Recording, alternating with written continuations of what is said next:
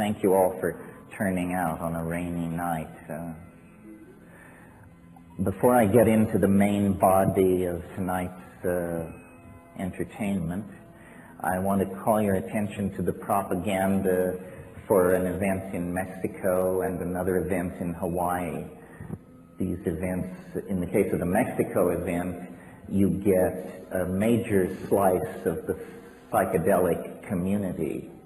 You get Robert Montgomery, Jonathan Ott, Ann and Sasha Shulgin, Manolo Torres, Christian Resch, Terence McKenna, and others who unfortunately slipped my mind, at the ceremonial center of Palenque in Chiapas. We've been doing these events somewhere in Mayan Mexico for the past 10 or 12 years.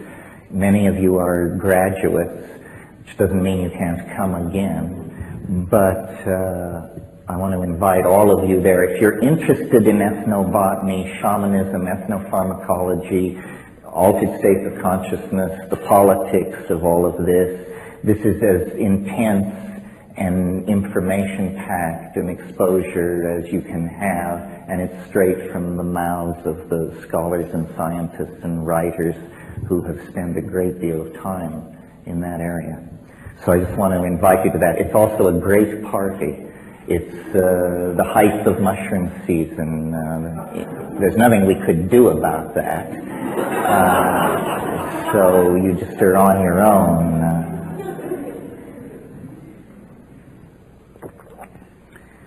Well, so when I start out on these tours, I usually have an agenda and prepared remarks, and then as I make my way through my venues and I hear the feedback and I feel the ambiance of the people and the throb of the zeitgeist, it all sort of just simply dissolves into an ongoing commentary on our moment in space and time and the various dimensions, adumbrations, and opportunities of our dilemma. But I want tonight to couch it for you in the context of, I guess, an extended metaphor.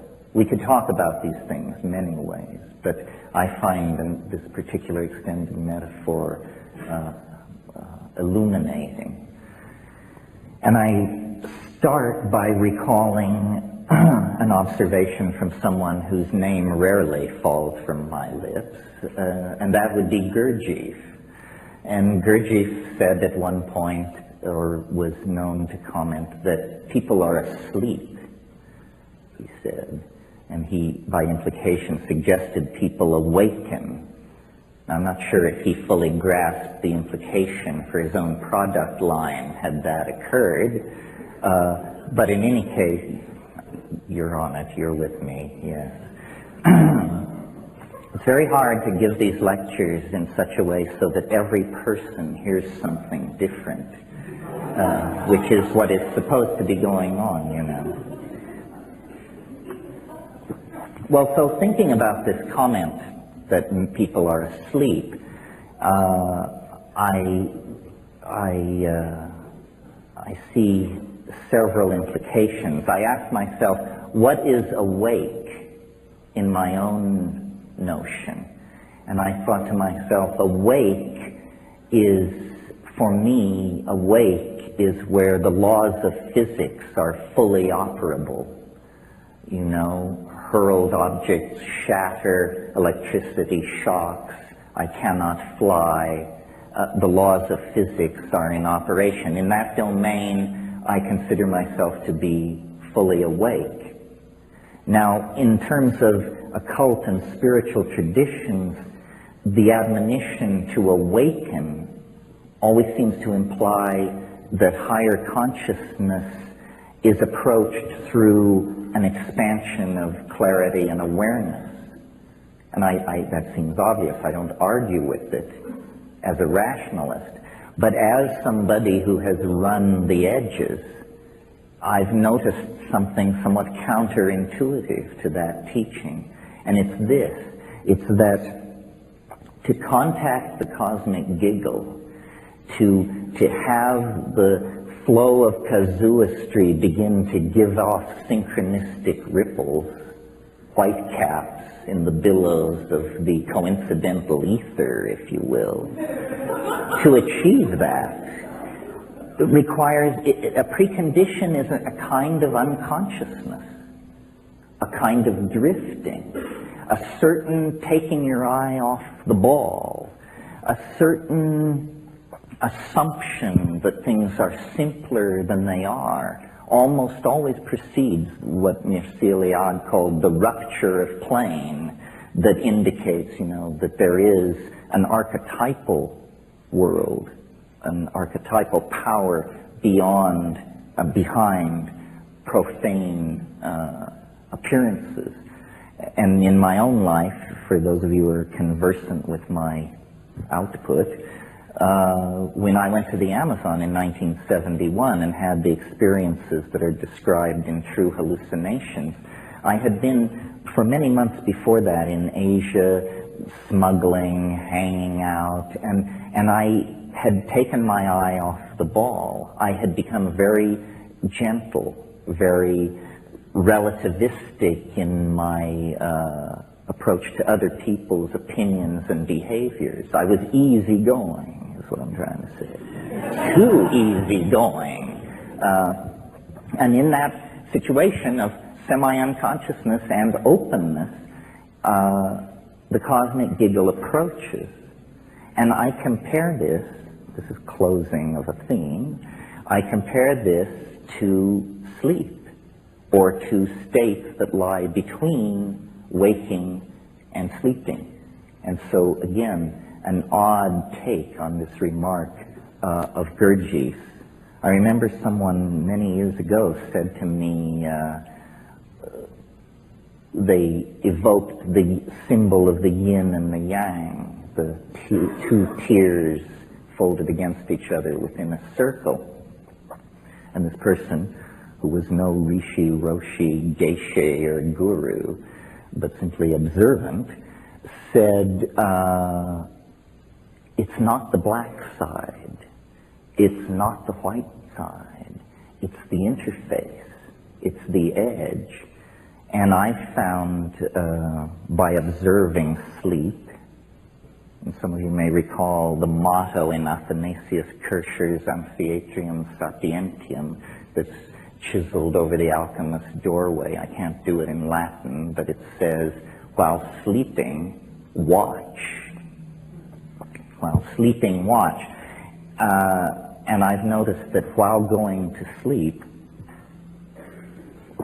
there is a barrier, a place in the process of going to sleep that is like a mercurial edge.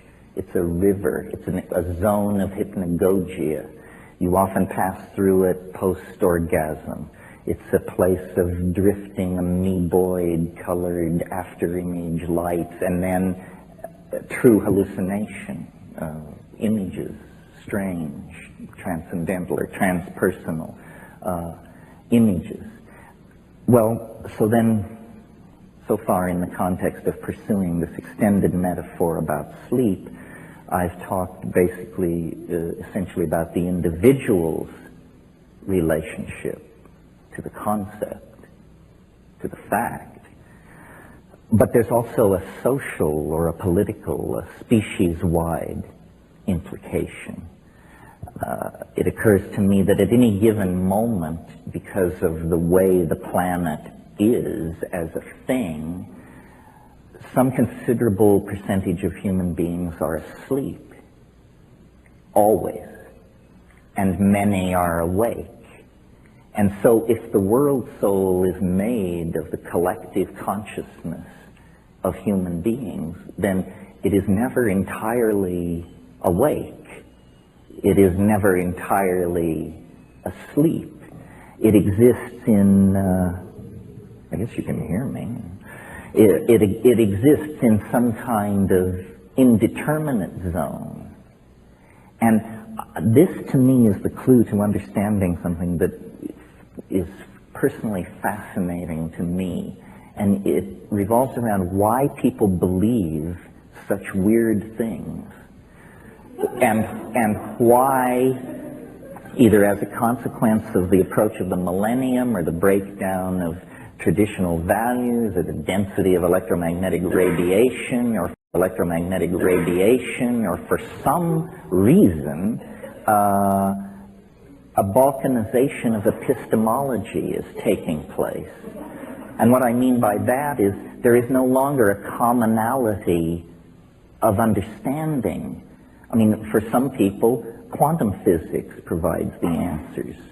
Their next-door neighbor may look to the channeling of archangels with equal fervor. I mean, if this is not a balkanization of epistemology, I don't know what it is. It is accompanied by a related phenomenon, which is technology, or the historical momentum of things, is creating such a bewildering social milieu that the monkey mind cannot find a simple story, a simple creation myth or redemption myth to lay over the crazy contradictory patchwork of profane techno-consumerist, post-McLuhanist, electronic, pre-apocalyptic existence. And so into that dimension of anxiety created by this inability to parse reality rushes a bewildering variety of squirrely notions. Epistemological cartoons, if you will, and conspiracy theory, in my humble opinion, I'm somewhat immune to paranoia. So those of you who aren't, you know, gaze in wonder. Conspiracy theory is a kind of epistemological cartoon about reality. I mean, isn't it so simple to believe that things are run by the Greys and that all we have to do is trade sufficient fetal tissue to them and we can solve our technological problems? Or isn't it comforting to believe that the Jews are behind everything, or the Communist Party, or the Catholic Church, or the Masons?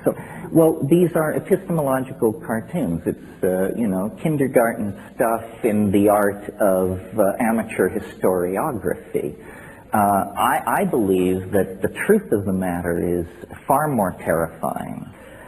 That the real truth that dare not speak itself is that no one is in control.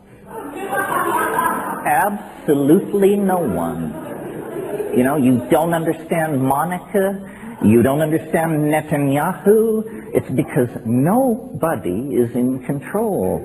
This stuff is ruled by the equations of dynamics and chaos. Now, there may be entities seeking control, the World Bank, the Communist Party, the rich, somebody others, but to seek control is to take enormous aggravation upon yourself. Because this process that is underway will take the control freak by the short and curly and throw them against the wall. It's like trying to control a dream, you see. The global destiny of the species is somehow unfolding with the logic of a dream. Well, now a Jungian would say, no surprise here, history is the collective dream of humanity. It is run by archetypal energies. It is downloaded by the zeitgeist into the various milieus and epochs of which it is composed.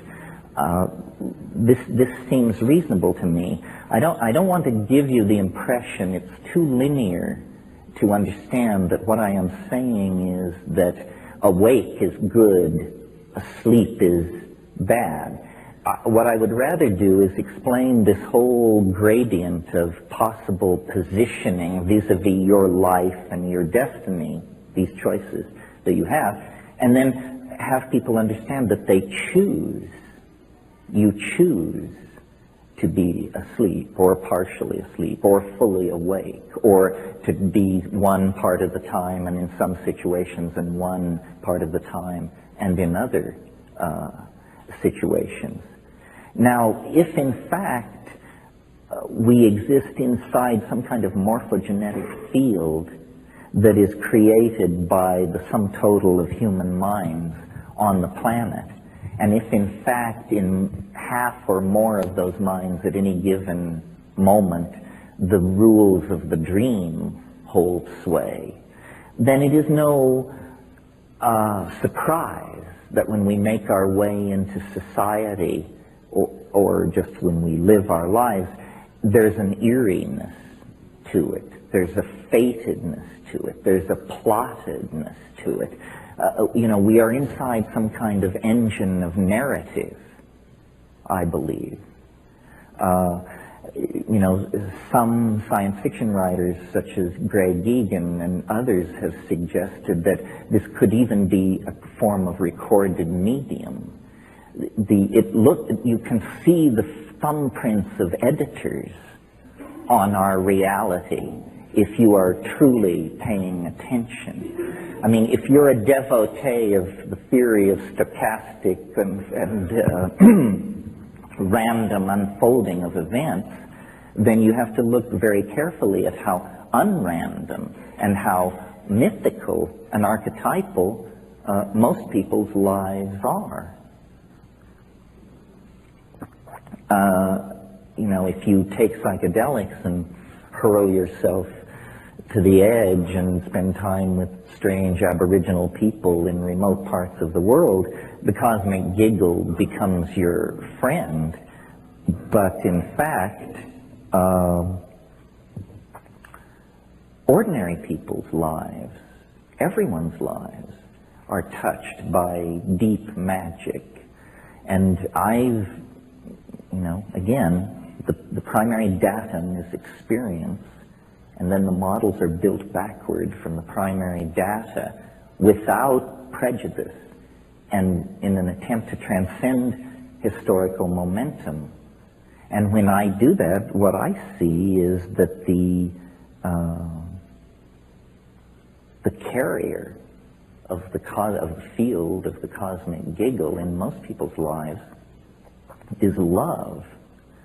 Love is some kind of output which messes with the entropic tendency toward probabilistic behavior in nature.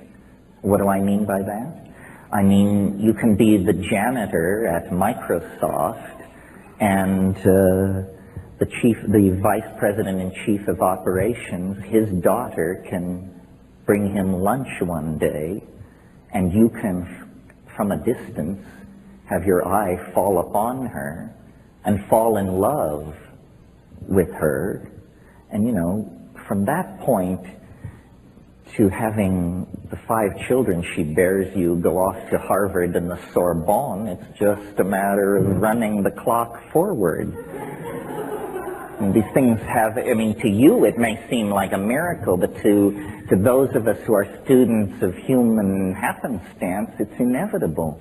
I mean, you can launch your story. And I've, in the course of taking psychedelics and looking at my life and other people's lives and narrative, I think that the secret of, I don't want to say anything as pretentious as transcendence or enlightenment, but the secret of taking hold of one's destiny is to understand that one is a character. A character is a different thing than this model you inherit out of the idea that you're a three-dimensional animal inside a democracy with a Christian heritage and a Dewey Decimal cataloging system or whatever.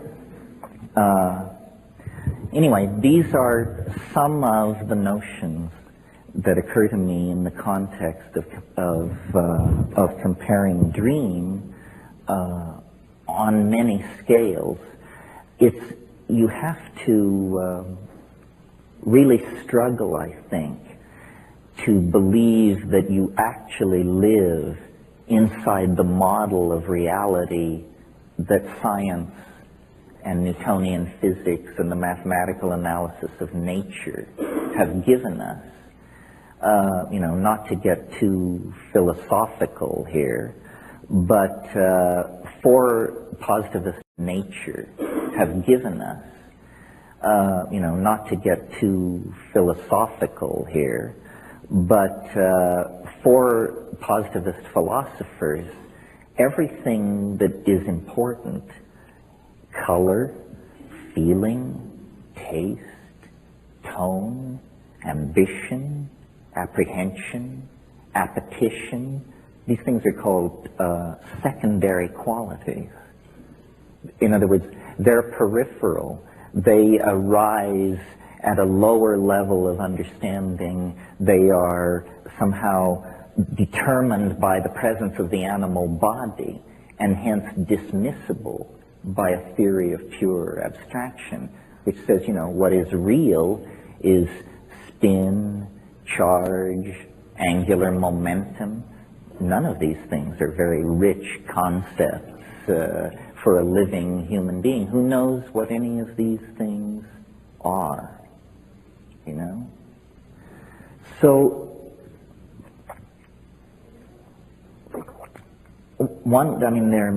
we don't have time in a situation like this to explore all the implications of this dream analogy that I'm pursuing, but one that interests me is the plasticity of time in the dream. And I think I would argue, as the devil's advocate, that it is the plasticity of historical time and the acceleration, the sense of an out-of-control spin up or spin down into new domains of possibility that is the strongest evidence present at hand that we are in some kind of dream. I've struggled my whole life with, I've always believed, or I've always felt the power of the statement, the world is made of language. But of course, you think about this proposition for 30 seconds, and the question that arises then is, if the world is made of language, then why isn't it the way I want it to be?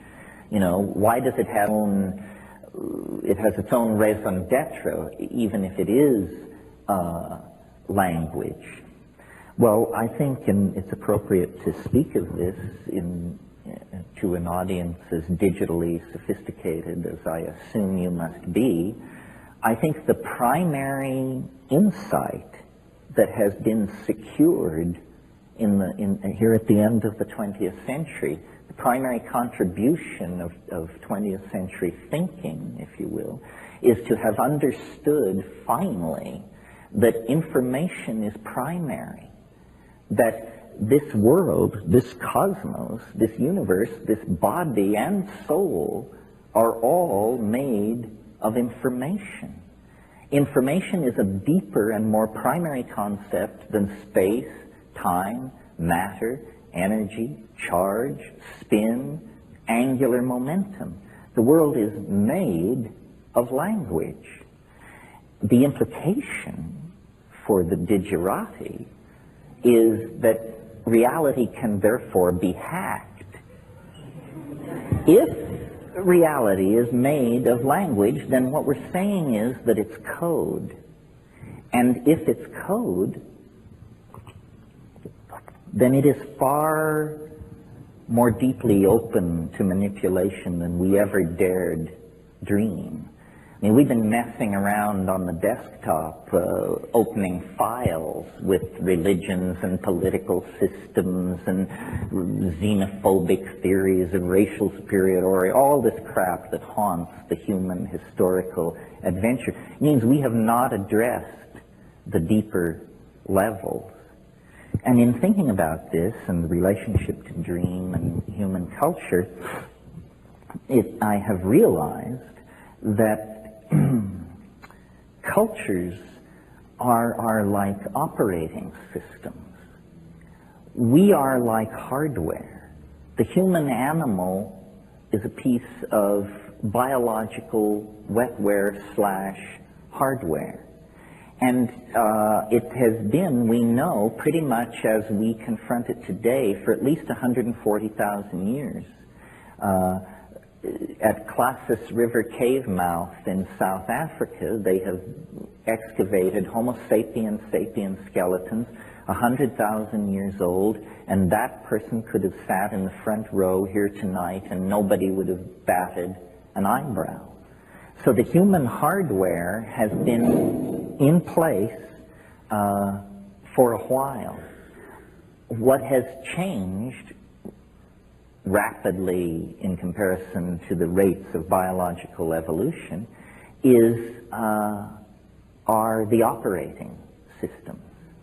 The people who excavated Ur, which was at that time thought to be the world's first city, and in any case is a city 7 millennia old, when they excavated the central plaza at Ur, they discovered that a black basaltic slab had been set up there by the earliest kings of Ur, and that was the cultural operating system.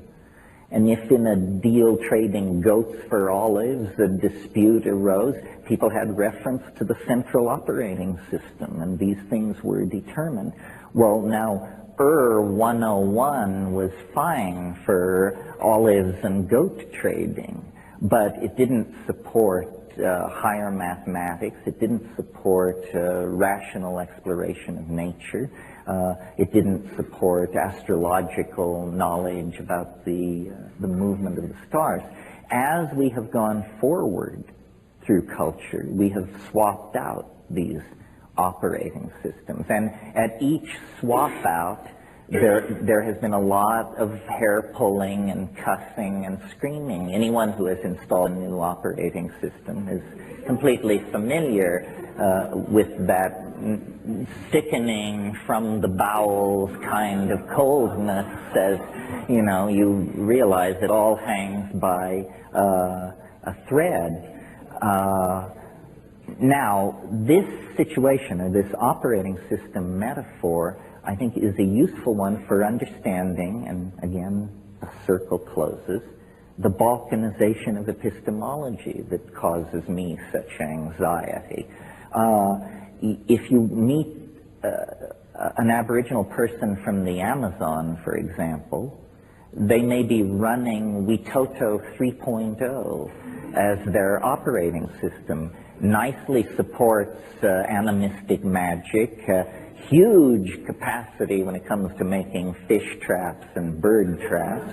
Witoto is a powerful operating system for a rainforest aboriginal.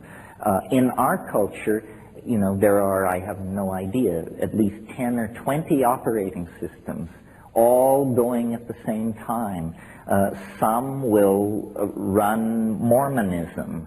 Some will support Catholicism. Others, Kabbalah goes at the speed of light. Others support quantum physics. Some support econometrics. Others support political correctness.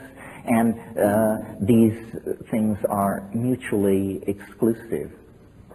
And so looking at this, and looking at this clash of operating systems, I've come to the conclusion, and some of you may have heard me say this before, that culture is not your friend. That's the final conclusion. You see, well, this came to me a few months ago when I had my yearly physical. And as I was buttoning up, my doctor said to me, he said, in the 19th century, most people your age were dead. And I realized that this was true, and that among all the revolutions that we are enduring, one of them is that we live nearly twice as long as people lived very recently in the past. Well, culture is a kind of neoteny.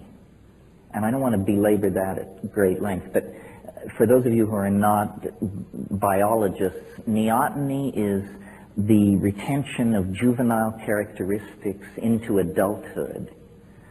It's used to describe animal behavior. For instance, I'll give the most spectacular example of neoteny. There is a kind of animal which lives in ponds in Africa, and it reproduces like a fish. It lays eggs on the bottom of these ponds. More fish-like animals come from these eggs, and so forth. However,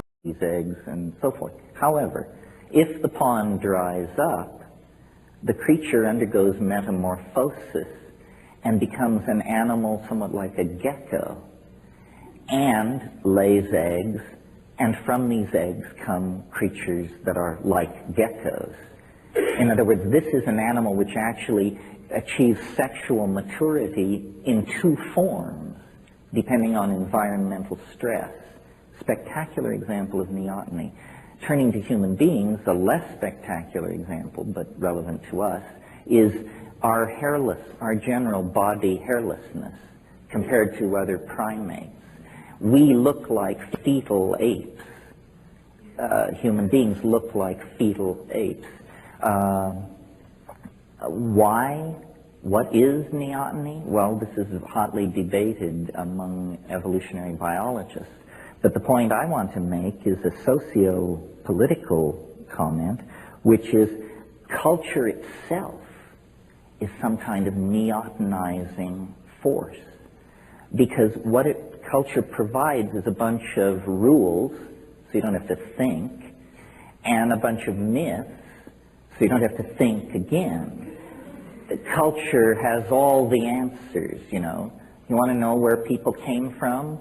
Well, when the sky god got out of his canoe at first waterfall and took a leak, then we, the true people, appeared like ants, and we've been living here ever since.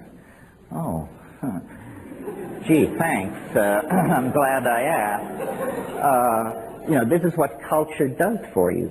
So,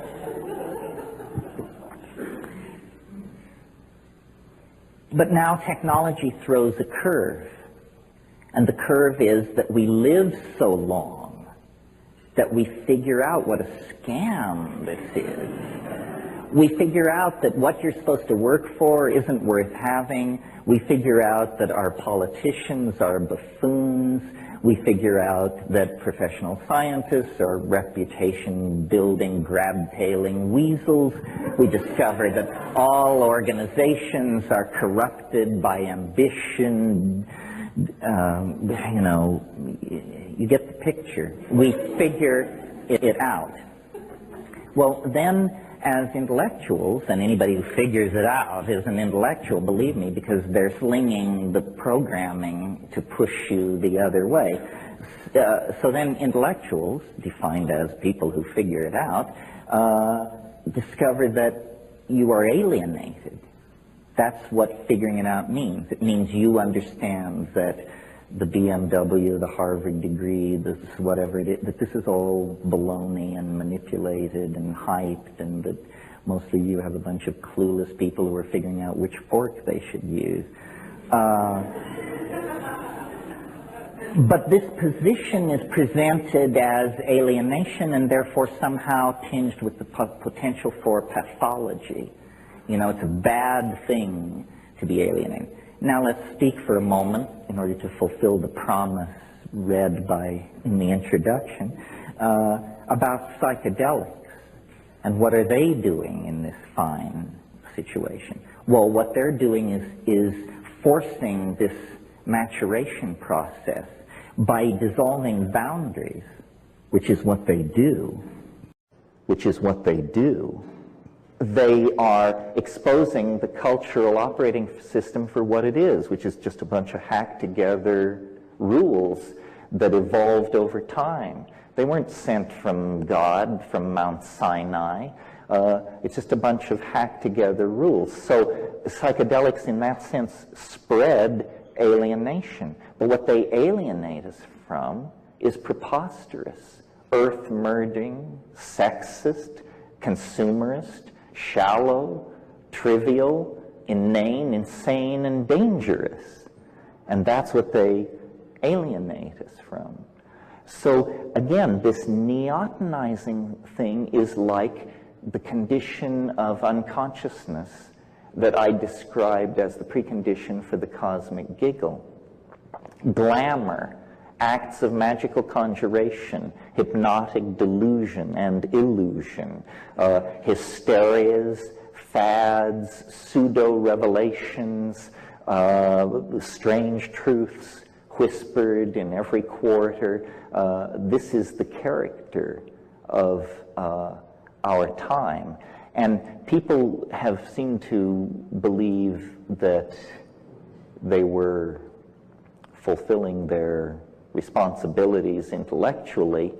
People seem to feel they are doing that when they reject the past. Say, well, that was all screwed up, but since I got with Master Shuggie, I've understood, the way it really is supposed to be. No, this is just trading one set of neotenizing operating systems for another. The real hard choice that you're being pushed toward and that you might consider making before the yawning grave rings down the curtain on this cosmic drama is actually intellectual responsibility, freedom, and a devotion to what scientists call elegance of thought. People say, well, how can you tell one theory from another, and is science better than religion, and this and that? After a lot of arm waving, it should be conceded that the final call is aesthetic. That because we are monkeys, because we are so far from God, we cannot set knowing the truth as the standard for choosing among the models we can produce. We must set our aesthetic compass towards the more true, what Wittgenstein called the true enough. And then the question is, well, how do you recognize that?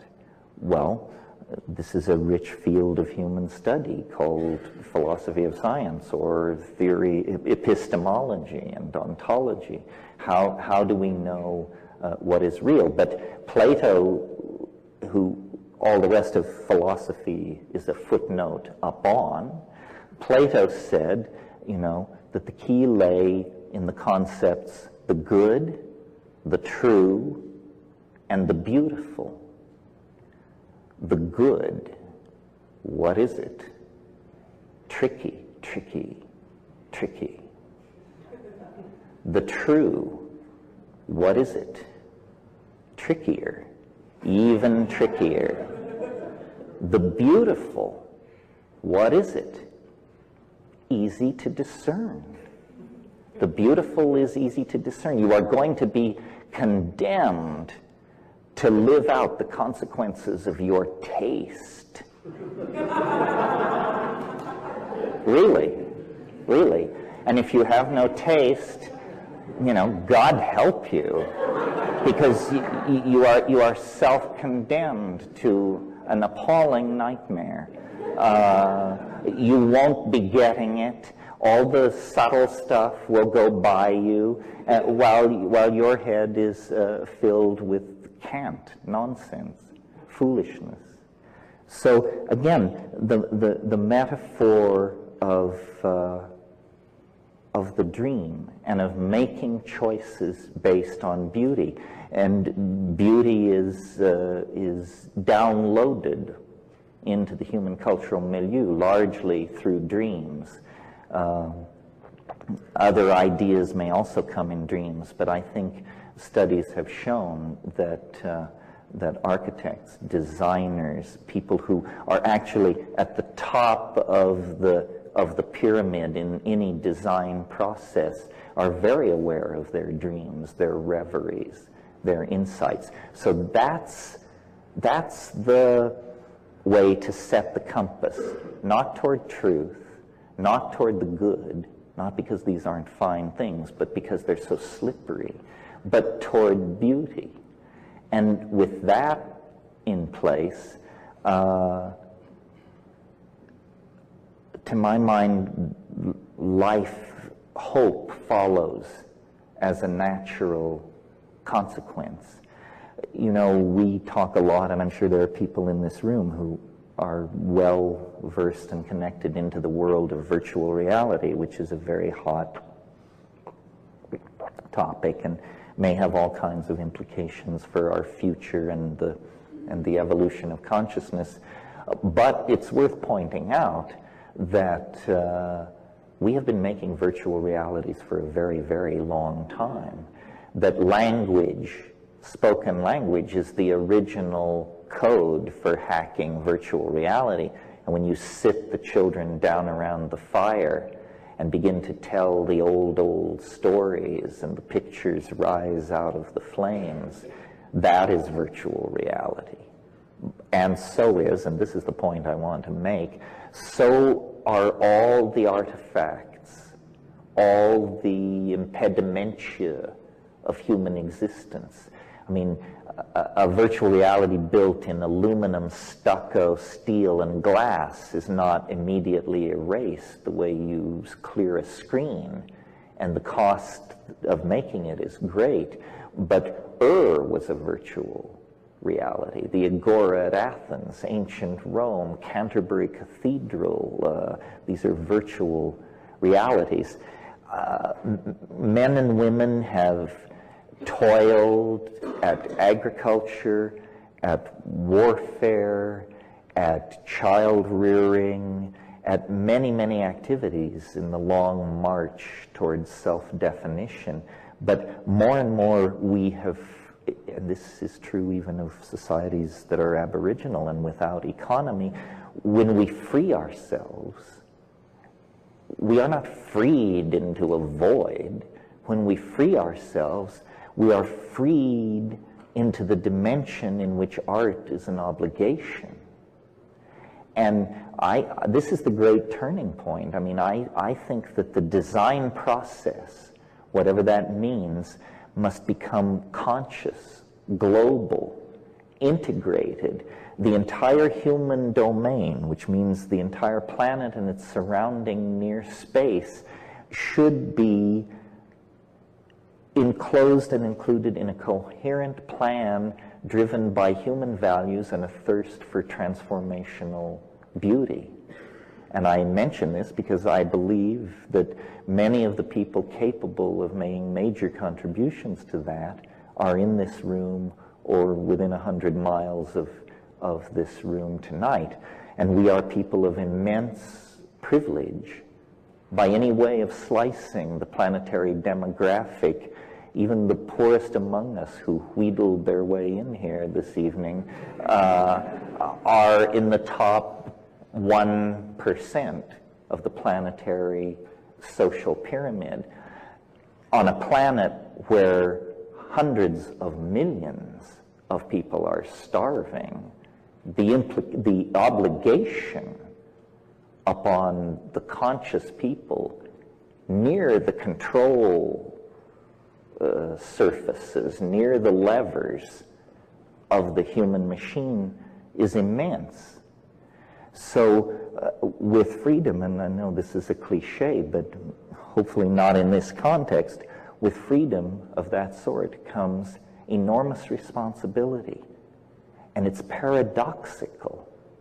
Responsibility to dream,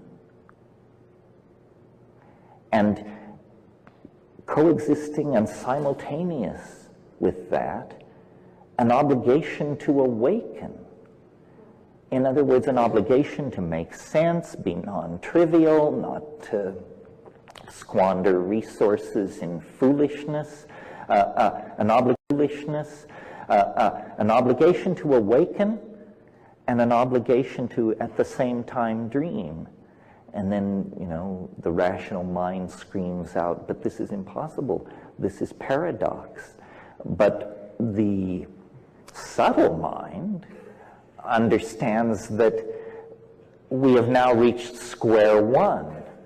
by openly confronting the necessity for paradox, and by openly confronting the fact that we can only enclose our dilemma by speaking in at least two modes at once, we begin to actually honor the complexity of the situation.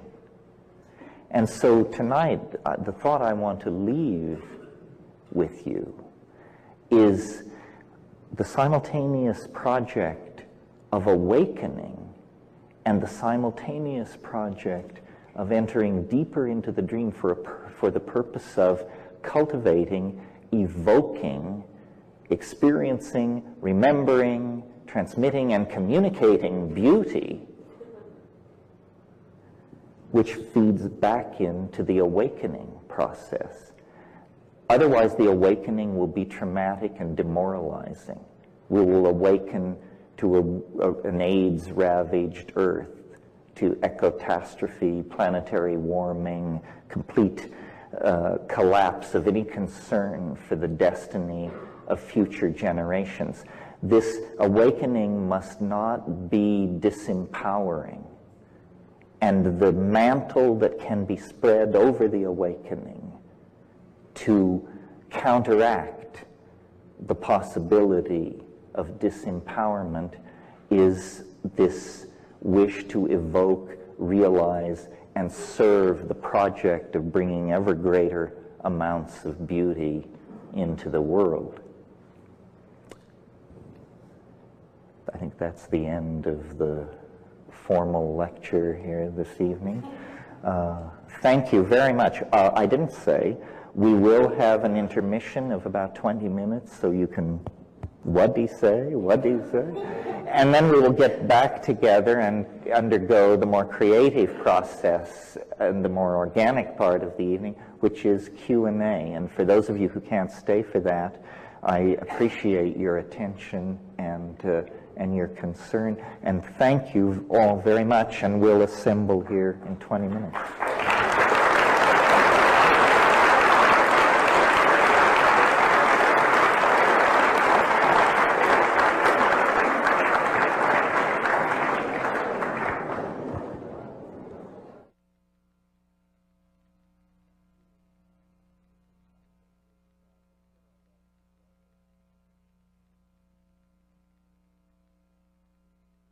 Of shamanic use in the Andes of South America.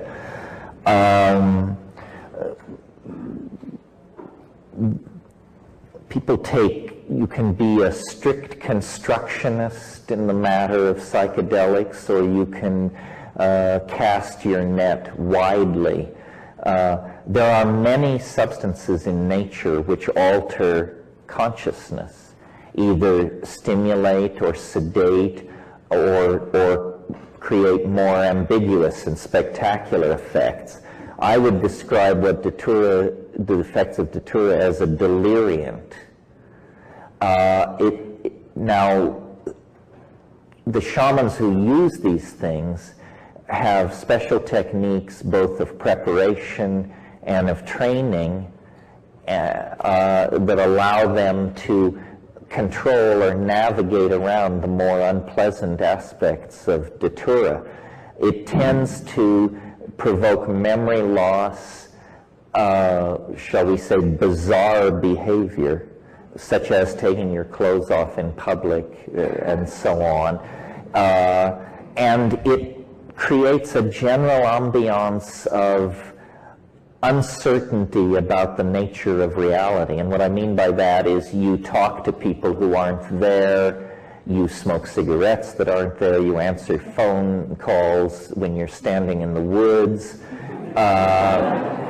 From the outside, it looks pretty fucked up, you know.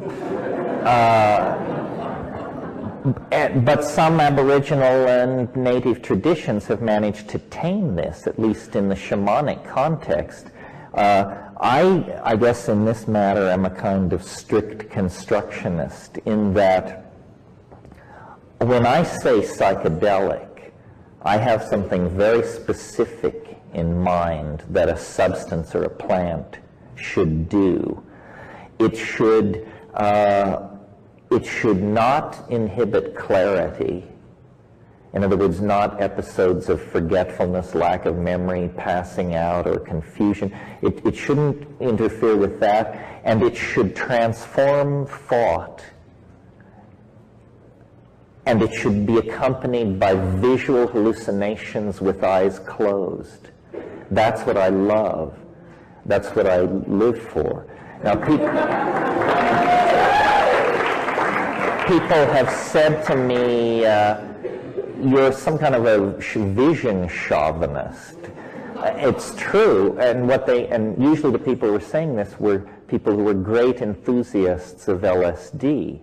LSD, I would never argue, is not a psychedelic, but you have to take massive amounts, and usually in combination with some other substance like hashish or mescaline, in order to elicit from LSD what I'm after, which is cascades of Niagaras of visual beauty in darkness with eyes closed. I have had deep psychological insights on LSD. I have had creative breakthroughs. I have had bonding experiences, but I found it difficult to get the visions like I wanted them. And the best I worked out with LSD was I would smoke as much Afghani hash as I could at the top of the trip, and then it would do the thing. In fact, it would do it. The thing that led me to psilocybin, or to grow mushrooms and explore that, was the descriptions of Wasson and the early workers, that it was easy to visually hallucinate. And I had read the earlier accounts of Havelock Ellis and people like that, and it was about, if you've ever read in, I think it's The Dance of Life, Havelock Ellis's description of mescaline, he talks about alien buildings, jeweled ruins, fantastically efflorescent rainforest growing and transforming before his eyes. That's what I was after. I wanted not a disturbance in the optic nerve. Like on LSD, you get those little things that look sort of like fans that creep across the walls. That's more like something in the visual cortex than something in the mind, it seems to me. And I was fascinated, and who isn't? I mean, I never hear this question discussed, but to me it was the obvious question about these visions was, where do they come from? How can I be astonished by the contents of my own mind? And astonished over and over again. Where is this stuff coming from? And I looked at Jung, and I entertained the fantasy of extraterrestrial contact, and I still haven't answered this question. But I think it's a question which the critics of the psychedelic experience haven't wanted to deal with. If you read the psychedelic literature, you can tell what psilocybin does to heartbeat, sperm count, to perception of tone, on and on. They never talk about the real content, because it's always individual. And they say, well, science can't handle individual phenomena. We measure the properties of large numbers of people. Well, that hopelessly flattens the thing. I know this is a long answer to this question, but it's worth laying all this out, because the lady's question raises issues of how do you categorize psychedelics, which aren't, are some dangerous, and to what degree? Certainly Datura is dangerous, not only because of its delirium quality, which makes you irresponsible, but also because it dilates your pupils and you stumble around, and at higher doses it can cause convulsion and death. Convulsion and death, which is a rare thing from what I consider the true psychedelics. There is, if we want to take an excursion here for a moment and learn a little pharmacology, there is, if you're going to talk about pharmacology, there's one concept that you should get straight, and that's called LD50. It means lethal dose 50. What does this mean? Well, you have 20 rats, and you give them a certain amount of, let's say, mescaline.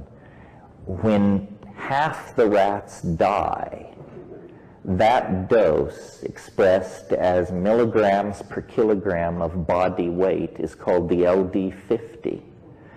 And when pharmacologists assess the danger in a drug, they ask the following question: what is the ratio of the LD50 to the effective dose?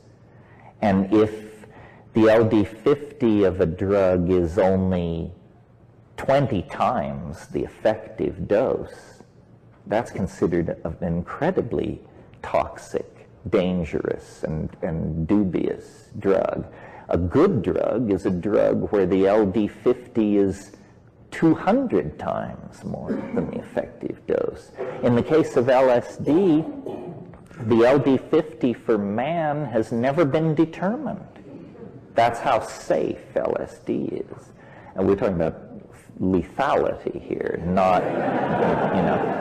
But so and so people say, well, are there unsafe psychedelics? And yes, you just look up the LD50s, line them up, and see which have the better ratios. By that measurement, by that standard, LSD is the most desirable. But the LD50 of psilocybin is very impressive. You know, you can take 100 times the effective dose of psilocybin and expect to live. Mescaline, not. Mescaline has a bad profile. As an amphetamine, if you took 20 times the effective dose of mescaline, you would probably die. Of course, an effective dose of mescaline is nearly a gram of pure material, 700 milligrams. If you took 20 times 700 milligrams, you would be taking almost a complete, nearly 2/3 of an ounce of mescaline. And why should you survive? After all, stupidity does have consequences. But really, people always ask the question, are psychedelics dangerous? And they mean physically dangerous. What should be said, and it's recently been pointed out to me that I don't say it very often, is that the biggest danger with psychedelics is that while you are in that open state, some moron will mess with you and either lay a suggestion or plant an idea or manipulate. Why should you survive? After all, stupidity does have consequences. But really, people always ask the question, are psychedelics dangerous? And they mean physically dangerous. What should be said, and it's recently been pointed out to me that I don't say it very often, is that the biggest danger with psychedelics is that while you are in that open state, some moron will mess with you and either lay a suggestion or plant an idea or manipulate you or scare you or turn you in a way that you wouldn't ordinarily go. And this is why psychedelic etiquette means knowing your tripping partners. People who take psychedelics with strangers at high dose do come back with wild tales to tell, but I don't think you can do that over and over again without having some horrible thing befall you. My mind is not, some people seem more resilient. I am not. People often ask me to trip them. And I won't, and it's not because of concern for the legal system or the fact that I am not licensed for psychotherapy or any of that. It's because I can't stand it when people come apart on psychedelics. I am, you know, if you're interested in this subject or if you share my sensitivity, read Carl Jung's little book called On the Psychology of the Transference. And then you will understand. In fact, that should be a standard tome for trippers. Understand the transference. Understand what it is, how to fight it, and this is psychic martial arts. Your psychic health will be immeasurably improved by understanding the dynamics of the transference, which is quite simple. The book is not that thick. Now to answer the lady's question, when I took Datura, I had reality distorting strange, and if I had been a personality of a different sort, I might have followed it deeper, but it appeared to me to be ambiguous and evil. Not evil, maybe evil. What happened to me was, this was in Nepal years and years ago. Nepali shamanism is based in part on Datura, the taking of the seed capsules.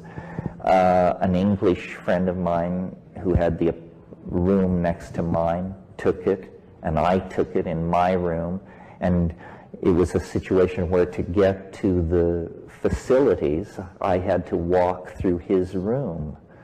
And he and I were friends, but we had a very slight rivalry going for the attention of a woman.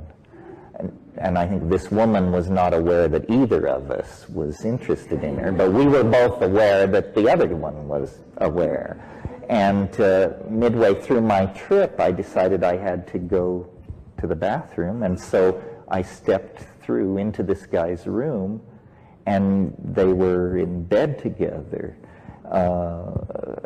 having sex. And I guess I went outside, and then the next morning, after sleeping many hours, I encountered the guy, and I said, how was your trip?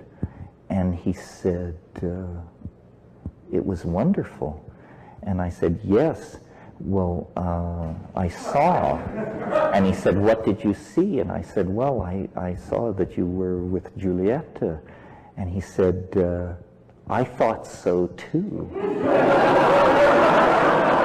But she wasn't there. And so, you know, what conclusion do we draw from this? That this stuff is, well, I'll tell you what took me off it finally was about a week later, there seemed to be a rash of this Datura taking moving through the traveler community there in this little Nepali village where I lived. And about a week later, I was buying tomatoes in the market, and I encountered a different person, but this English friend of mine. And he told me he'd been taking a lot of Datura, and I said, oh, well, that's interesting. I took it. I don't think I'll be taking it again. And as the conversation developed, I realized he thought we were in his apartment. And we were not. We were in the market. And, you know, this tells you it's time to dry out. Anyway, I use that as a springboard to different subjects. You were very patient. Next question? I hope I can remember what my question It's is. a test. I agree that there's something sort of mysterious about where these psychedelic effects come from, and I refer again to the sort of classic psychedelics, psilocybin, LSD.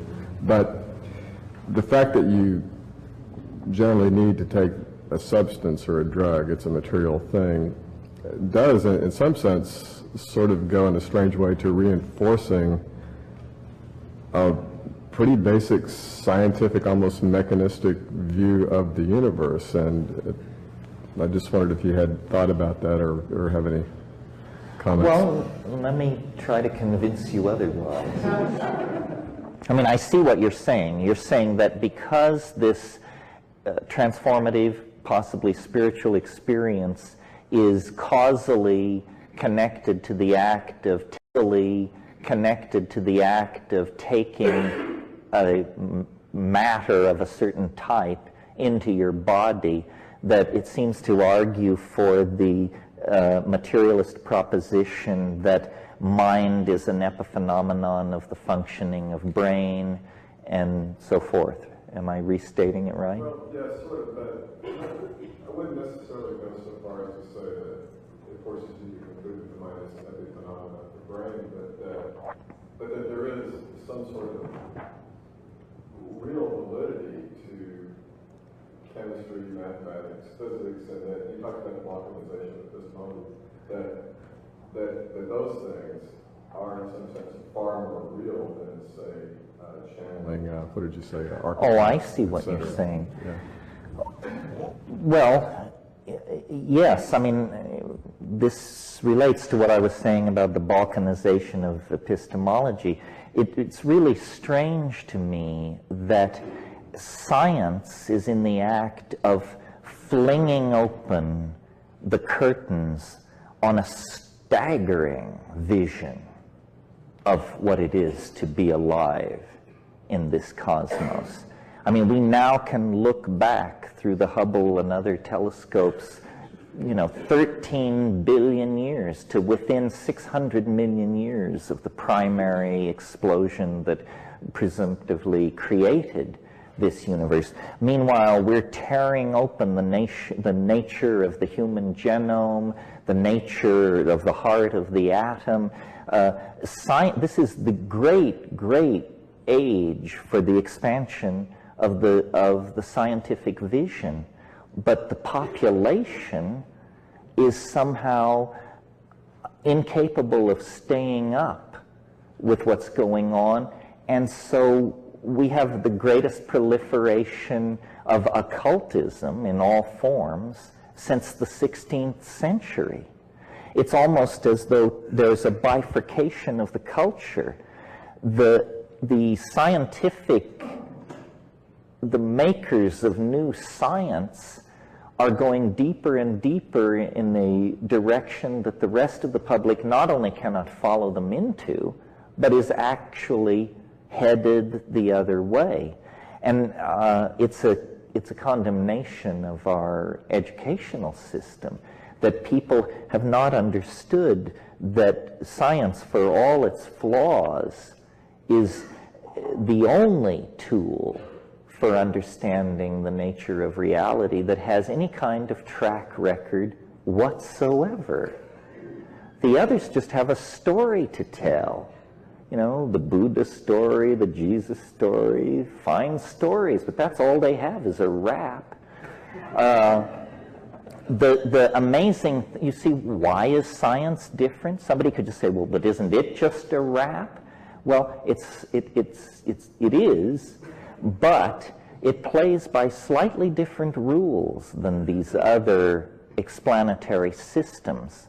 Science is the only explanatory system where you get points for proving you're wrong. I mean, you form a hypothesis, you publish a paper, then you do further experiments. You discover your conclusions in paper A were completely wrong. You retract paper A and issue paper B, and your fellow scientists say, this guy does very good work. These are careful thinkers. You can bank on these people. They're not flaky. What religion operates like that? Can you imagine coming out of the ashram and having the guru say to his students, well, we managed to reduce that hypothesis to rubble in morning meditation, didn't we? So,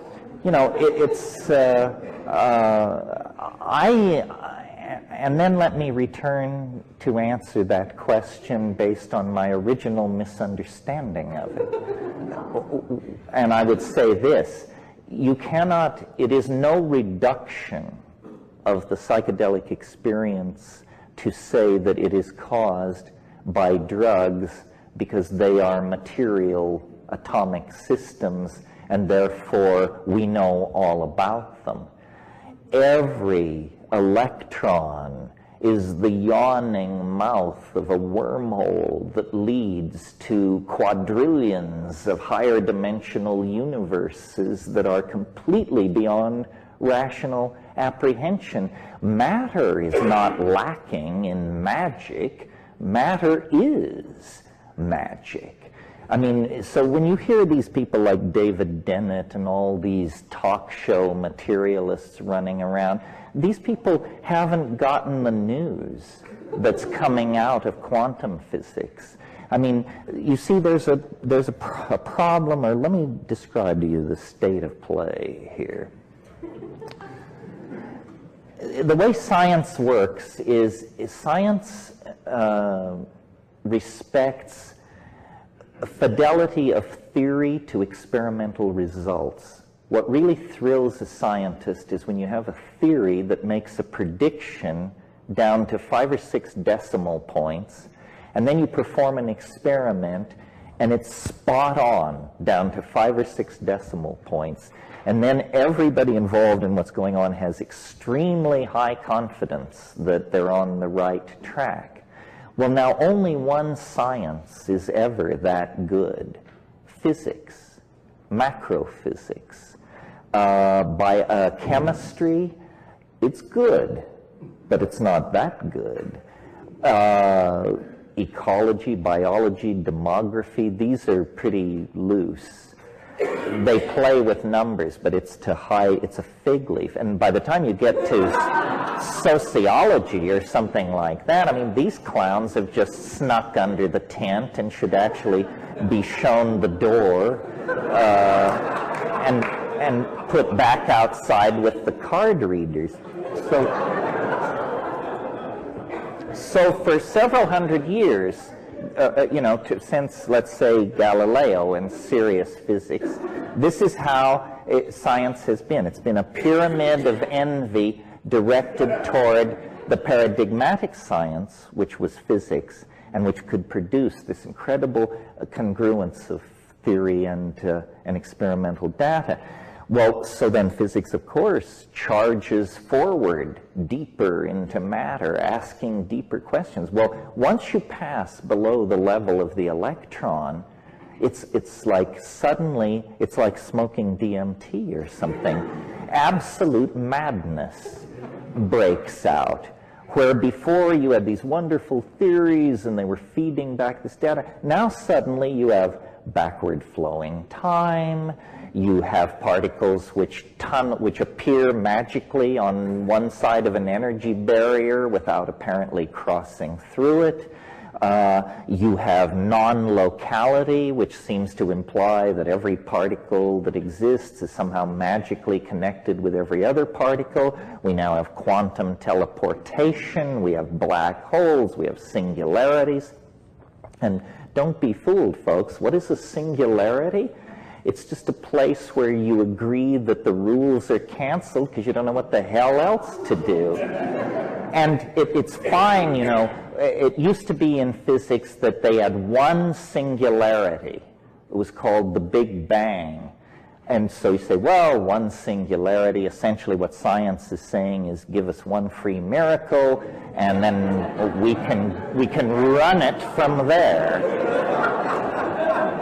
But the theory of special relativity then introduced the concept of black holes. And of course, black holes are enormous gravitational masses, so massive that neither light nor information can leave them. And what do black holes have at the center of them? Well, a singularity. Well, how many black holes are there in the universe? 10 high 14. That's a lot of singularities if you're trying to produce a theory without singularities. I mean, essentially, that's an admission of total intellectual defeat. My God, if there are 10 high 14 singularities, you're not even doing science. You just might as well be, you know, channeling Atlantis or something. So, it troubles me because I think this stuff is rich. That physics is feeding back, and that ultimately a model of consciousness will come out of studying the deeper levels of the behavior of matter. But the conclusions are all going to support the non-scientific, non-rational factions. In other words, Bell non-locality is real. All matter in the universe is in contact with all other matter through some kind of higher space based on their original connectivity. Quantum teleportation is a possibility. These violations, backward flowing time, and violations of rational casuistry are all real. In other words, science, meaning physics at this point, prosecuted its agenda of deconstructing nature to the point where it let loose the elves of madness, paradox, contradiction, and peculiarity, and that can now never be put back. I mean, the dirty little secret is that at bedrock, the universe is more like a DMT flash than it is like an 18th century garden party, as we were previously assured by the practitioners of science. So I think that's enough ranting on that subject. If you want to, if you want to ask a question, I guess what the consensus of the group is to go and stand, or I'll point to you. The reason we didn't originally say go and stand is because if you get a nut in the line, there's a certain fatedness to their eventually getting to the microphone, which if I am sensitive enough in the pointing out process could never happen. So this is we're trusting that you're That's why I got up here early. Yeah, good, okay. Thanks for being patient. Thanks, Terence. I had a technical question, but I think it's an interesting one and maybe important. Your name has become identified with the date 2012 because you have said that at a certain moment in the year 2012, an event will take place of tremendous or even infinite novelty. And this is based on your work on what you call the time wave and novelty theory and so on, which seems to indicate that around that date something extraordinary will happen. And you confirm this by saying that, interestingly and synchronistically, perhaps, I'm not sure whether that's what you appeal to, but you say that the Mayan calendar also points to precisely the same date. And number three, you say that at that time also an astronomical event will take place, namely the conjunction of the winter solstice with the galactic center, an event which only happens every 25,000 years, roughly 26,000 years. So the last time that happened, our ancestors were painting bison on the walls of caves. It's a long, long cycle, this precession of the equinoxes that brings the winter solstice around the circle of the zodiac every 26,000 years. And you say that this is going to happen again in the year 2012. What my question is concerned with is that third element, namely this precession of the equinoxes in the year 2012. As you know, the galactic center is not on the ecliptic, is not on the zodiac, but is a bit above it. And so the sun on the winter solstice will never be in conjunction with the galactic center. But an event that is linked with that, and I think far more precise and significant, is the fact that not in the year 2012, but right now, as we sit here, the winter solstice is moving into conjunction with the place where the galactic equator crosses the zodiac. This is happening now, 1998, 1999. And I'm wondering why you look to this year 2012 and the imprecise conjunction with the galactic center rather than the precise and remarkable return of the winter solstice to the galactic equator, where it was, again, 25,000 years ago when the cave paintings, when the first bursts of self-consciousness were occurring in our species. And I raise this not because I think or know that there's any truth to the meaning of this, but I do find it exquisitely beautiful that this is happening right now. And I'm wondering what you think about that. Well, thank you for framing and imparting an extremely intelligent question. I mean, you got it all, almost all right, and all the details right.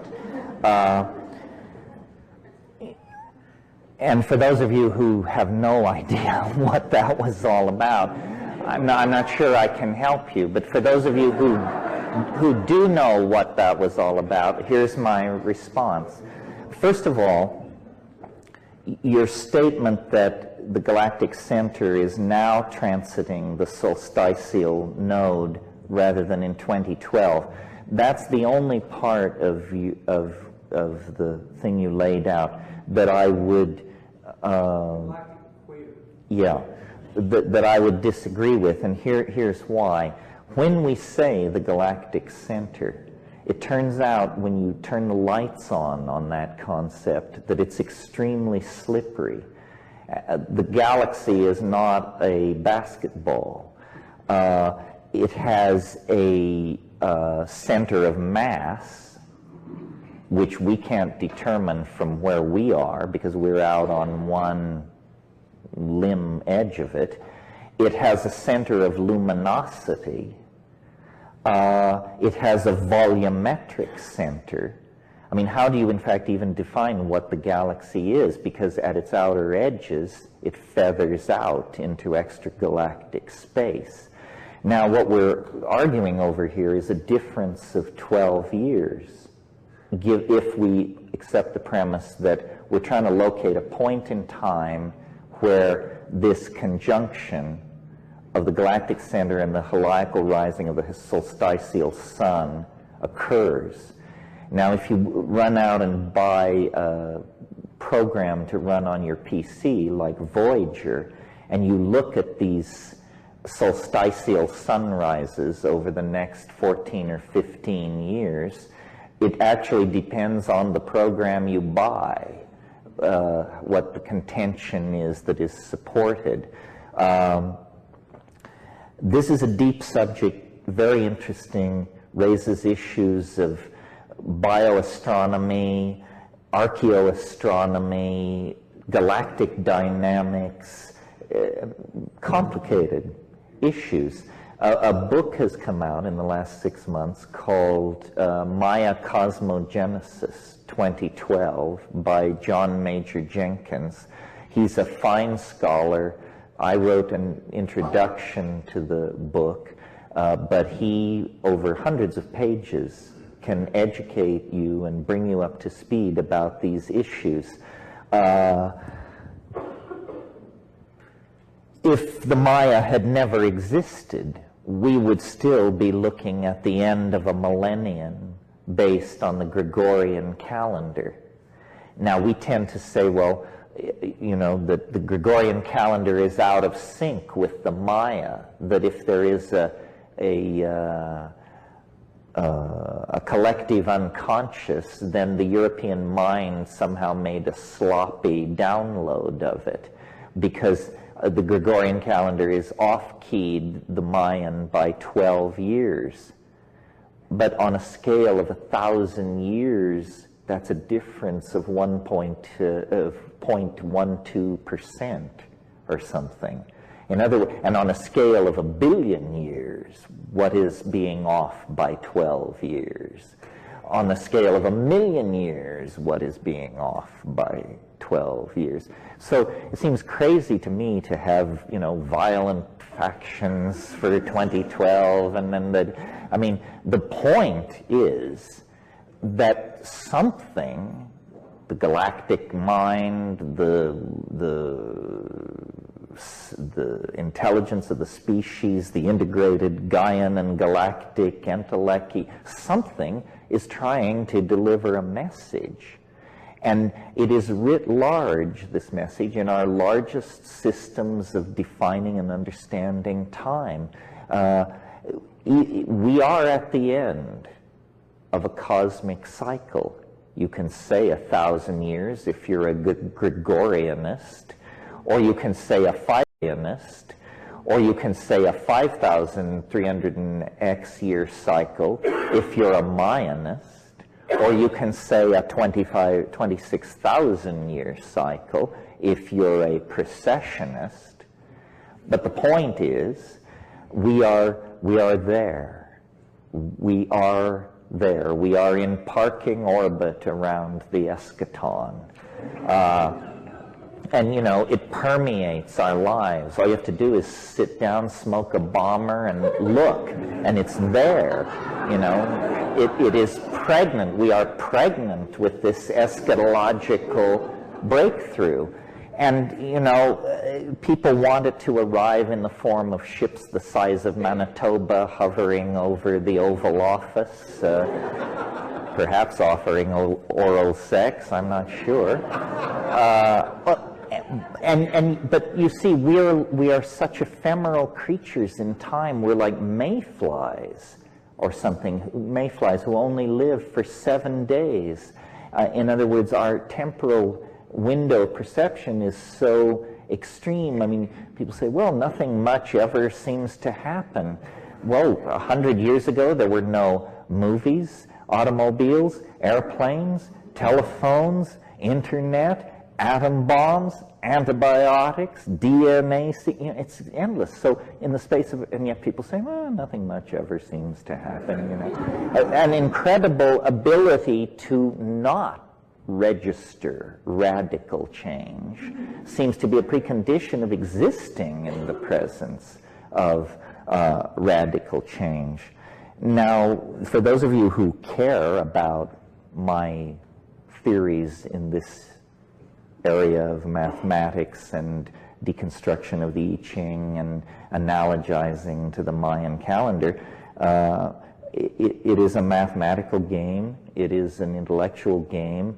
I discern patterns in nature that cause me to believe that science, which I recently praised, has overlooked in very important aspects of reality that you don't need an atom smasher or a DNA sequencer or a probe to Ganymede to register. And what do I mean by that? Science has overlooked two aspects of nature that as you sit here, I believe you can hear my case and that you will find in my favor. Here's what it is. The first thing which science has not taken on board is the fact that as you get nearer and nearer the moment in time that we call the present, things become more and more complicated. Now that may seem like a trivial statement, but there's no reason for the universe to work like that. Why does the universe go from simple to complicated? Why do you get, at first, moments after the Big Bang, an ocean of free electrons at such a state of temperature and energy that no molecular bonds can form? Atomic systems can't even form because the bond strength is overwhelmed by the thermal energy in the system. Then it cools down and atoms condense, a more complicated thing than electrons by orders of magnitude. Further cooling, further nuclear cooking of the most primitive elements, hydrogen and helium, in gravitationally aggregated masses called stars, cooks out the heavier elements. They emerge. They were never seen before until fusion began to occur in these hydrogen masses. You get, at first, moments after the Big Bang, an ocean of free electrons at such a state of temperature and energy that no molecular bonds can form. Atomic systems can't even form because the bond strength is overwhelmed by the thermal energy in the system. Then it cools down and atoms condense, a more complicated thing than electrons by orders of magnitude.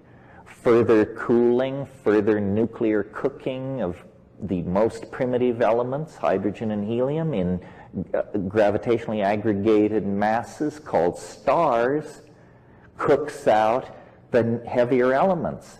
They emerge. They were never seen before until fusion began to occur in these hydrogen masses. And these fusion processes cook out iron, sulfur, carbon. Bingo! Carbon, molecules.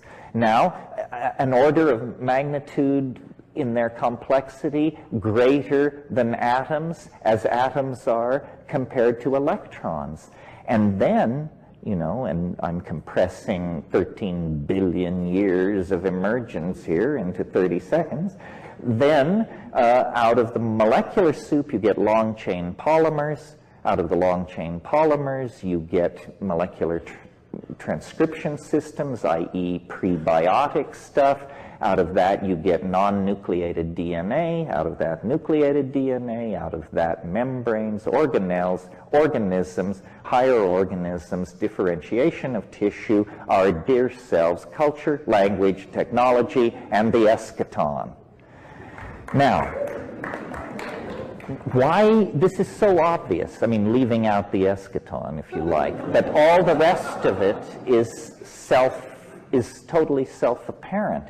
Why doesn't science take that on board as a major problem in the description of nature, the emergence of complexity? Well, you ask a scientist, they say, well, you see, these are separate domains of nature. How atoms become molecules has nothing to do with how animals become human beings. This is bullshit. This is just some kind of compartmentalized thinking where you don't want to come to grips with the overarching metaphors that are working on various levels. The advent of the understanding of the fractal ordering of nature now makes it clear that voting patterns in Orange County, distribution of anemones on the Great Barrier Reef, and the cratering of Europa all follow the same power laws. So that's the first thing which science has staring in the face and has never taken on board. Now, I said there were two things. The second thing is related to the first. A double shot of espresso, you're really getting your money's worth here. The second thing which science has taken on board, has refused to take on board, is that this process of complexification that I just described to you, as you approach the place in time called the present, happens faster and faster. That was not necessarily implied by the first observation. The first observation was simply that there was a process which was moving from simple to complex. Now we have the concept of a process which is ever accelerating as it moves from the simple to the complex. So more and more happens as you approach the present. And since these processes have been running since the Big Bang, there is no argument to be entertained that they will reverse themselves suddenly. No, they're not going to reverse themselves after 13 billion years. Duh.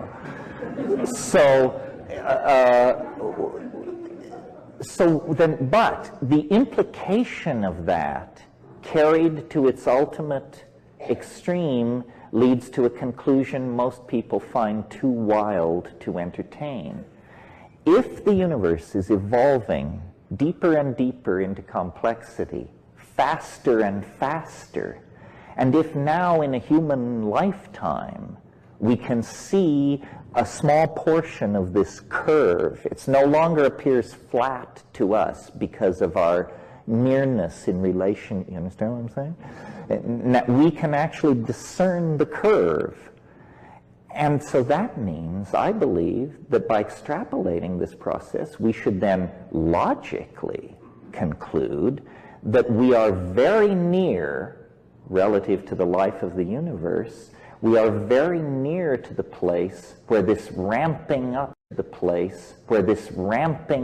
complexity will become so excruciatingly rapid that more change will happen in a single week than happened in the previous 13 billion years. And that then there will come a moment where more will happen in a single minute than happened in the previous 13 billion. And then a moment will come when more will happen in 6.55 times 10 to the 23rd erg seconds.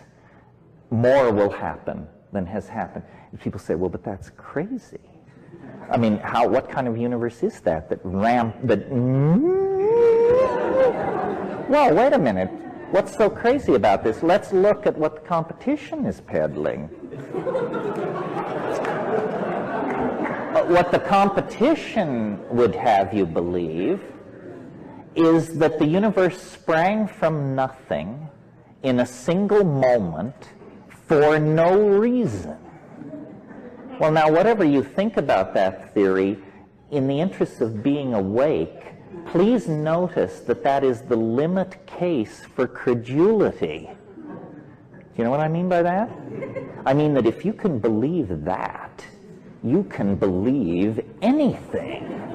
That is the most improbable proposition the human mind can conceive of. I challenge you to top it. You know, I mean, I know the Scientologists think God is a clam on another planet, but I don't think that tops this idea. That the universe sprang from nothing in a single moment for no reason. That is that's article of faith number 1. I say, no. This, if we're talking about universes that spring from nothing, if we're going to talk like that, then surely such universes occur in a situation of great complexity. In other words, if we're going to look for an enormous eruption of emergent phenomena, an enormous, sudden, unexpected download of novelty, we shouldn't look in a domain of zero space, zero time, zero energy, zero anti-entropic organization. That's the worst place to look. That's the least likely place where such a singularity would spring out. Where should you look if you believe in this Jabberwock, this chimera, this particular beast? Where should you hunt this snark?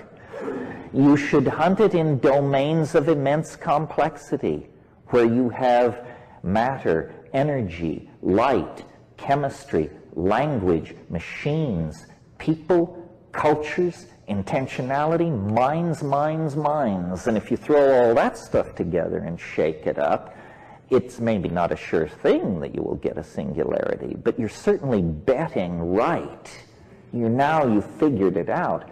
So I think that science is extremely hostile to the idea that the universe is complexifying and complexifying more and more rapidly.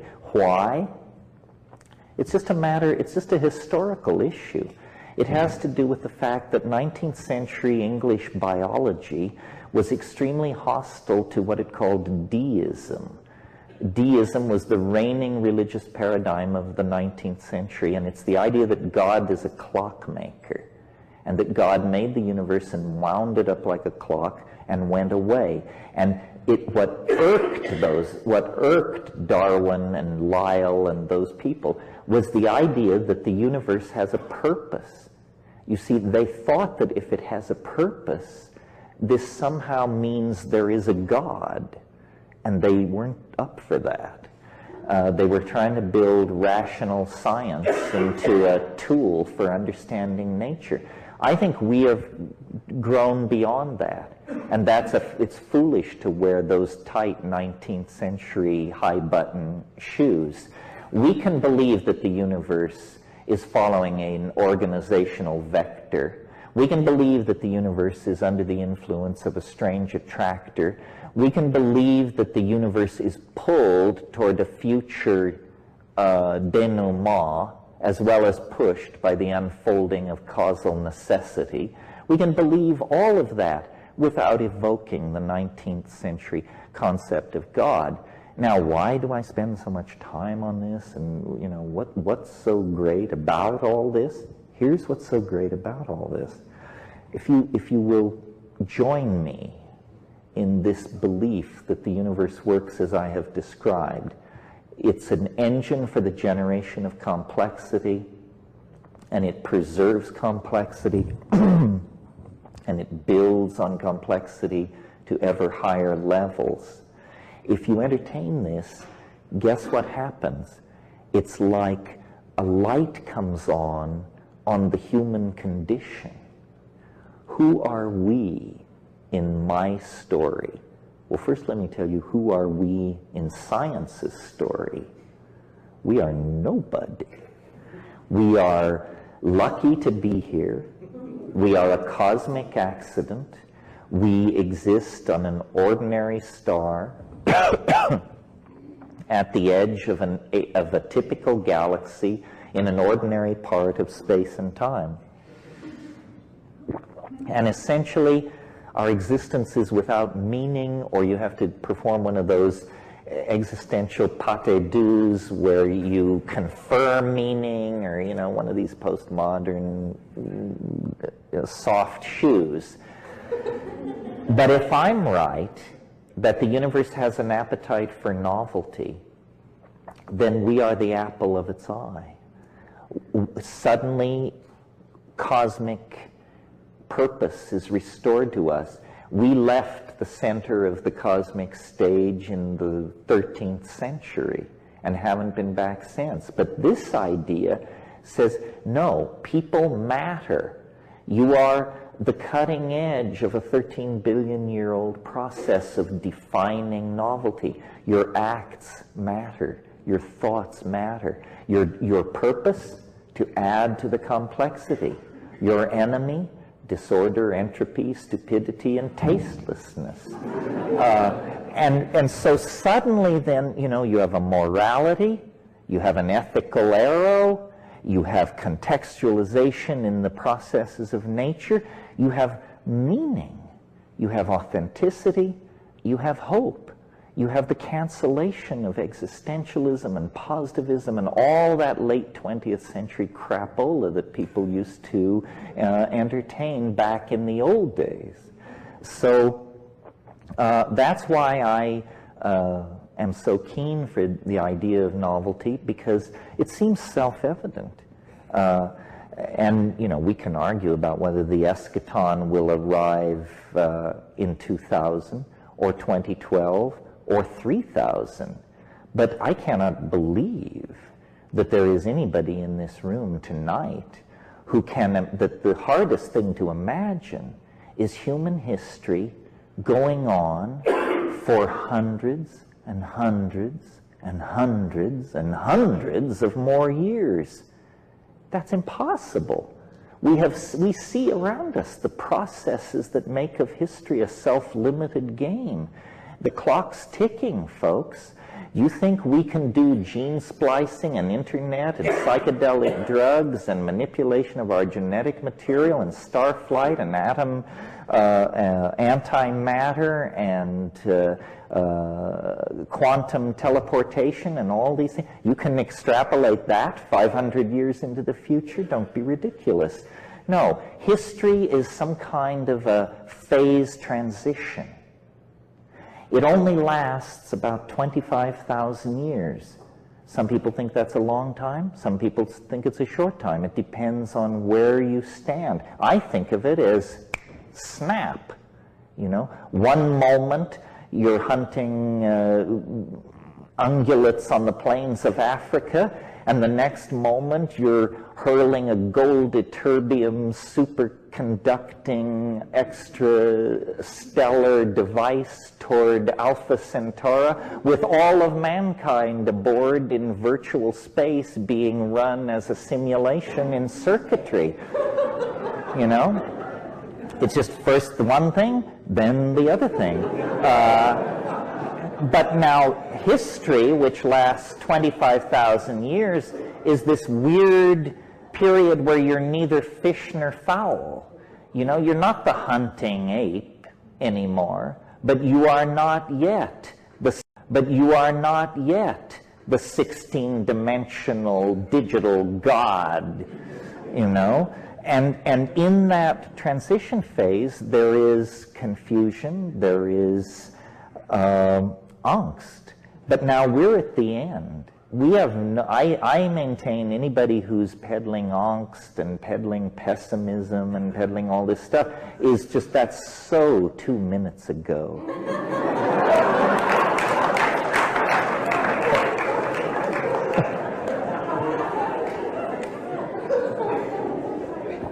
Question. I heard you on the radio being interviewed a while back talking about it's DMT, is that the... That is. And that got me really interested. And you said that it was basically unavailable. From me. Well, is that your question? No. Close. Pardon me? No, I was really wondering, I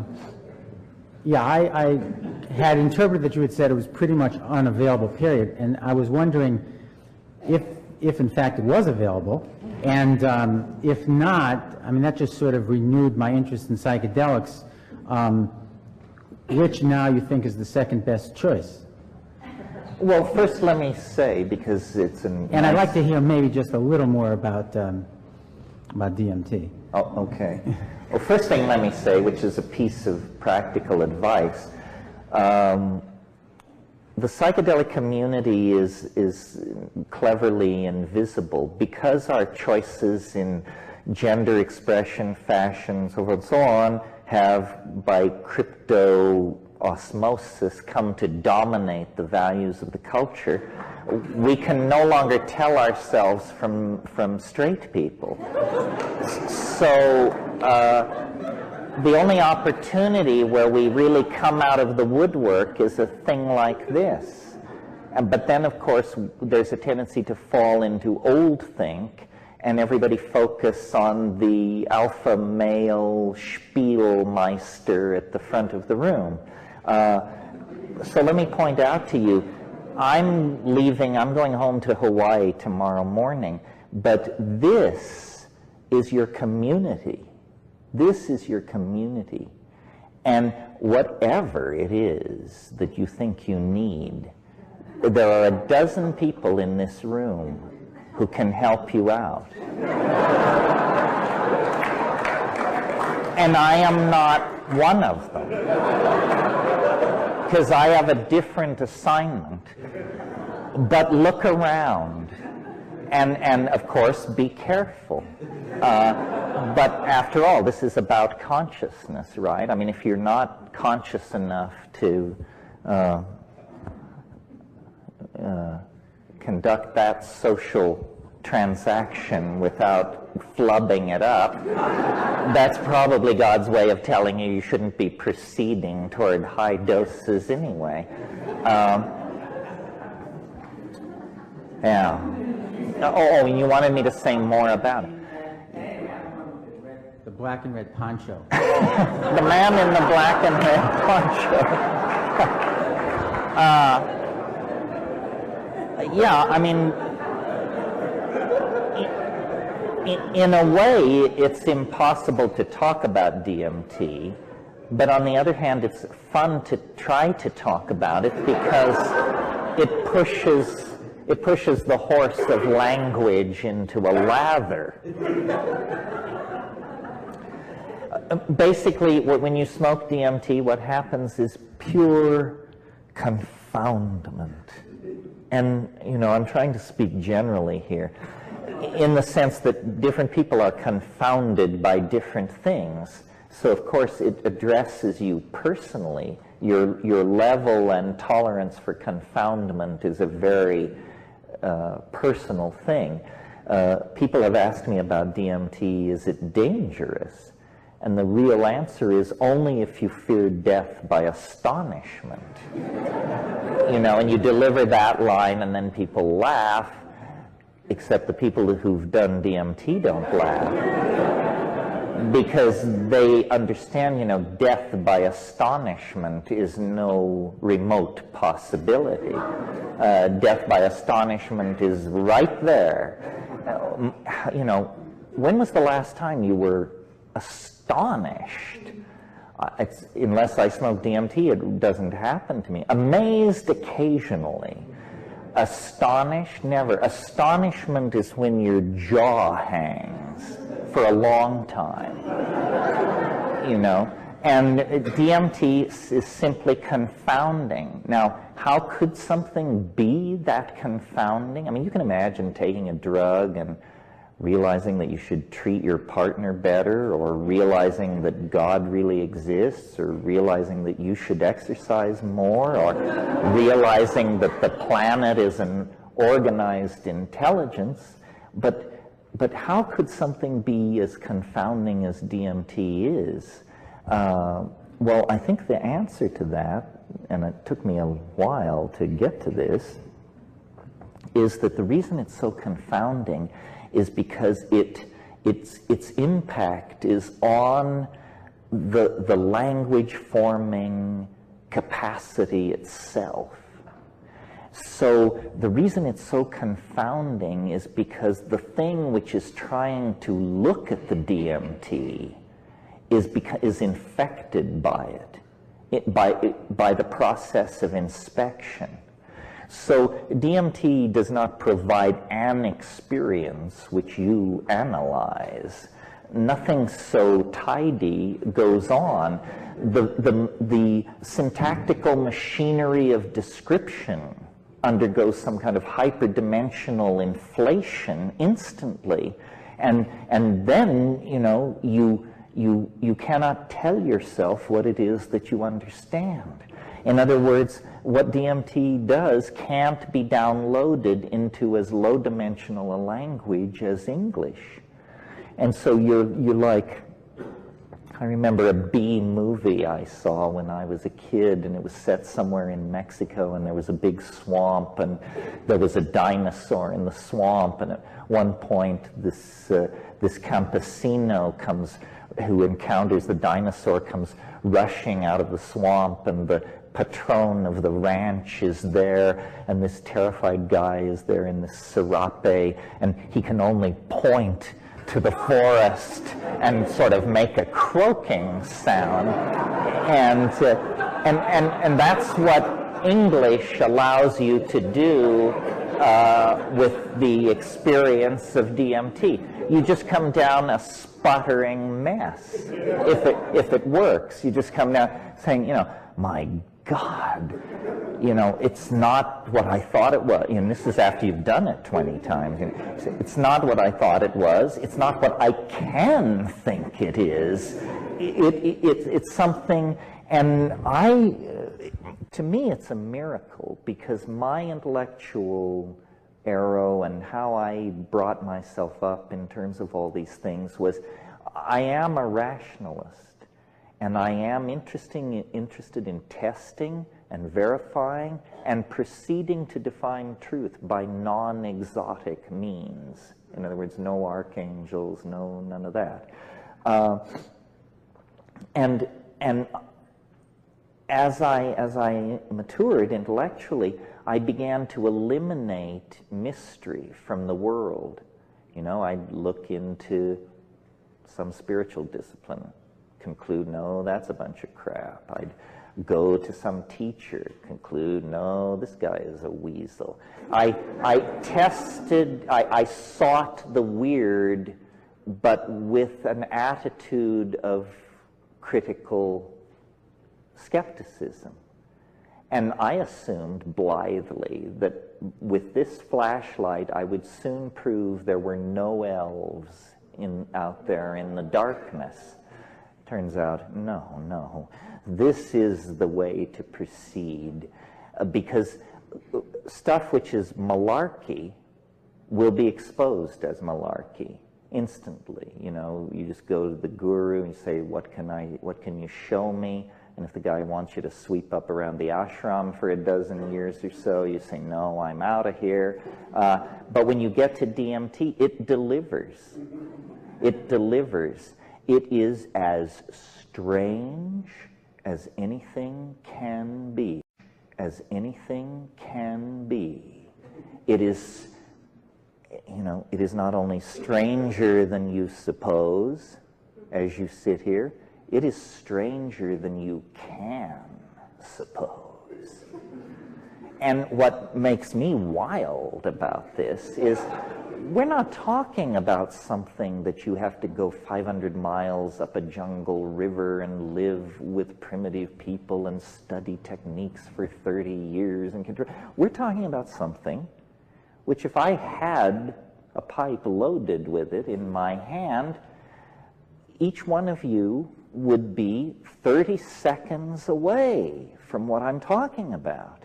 Well, you know, you've tripped, and yeah, you lived in Paris, and you went to Trebizond and all these things, but nothing like this ever descended. But it's so near. You know, it's not attained by practicing tantric techniques or building up it's none of that. It's just near, very near. One toke away is this absolutely reality dissolving, category reconstructing, mind boggling possibility. And I feel like this is a truth that has to be told. I'm like the campesino running out of the swamp and saying, you know, over here, you know, the orange thing, do that. All right, that's enough about DMT. You got to take hold here. Thank you very, very much. Thank you.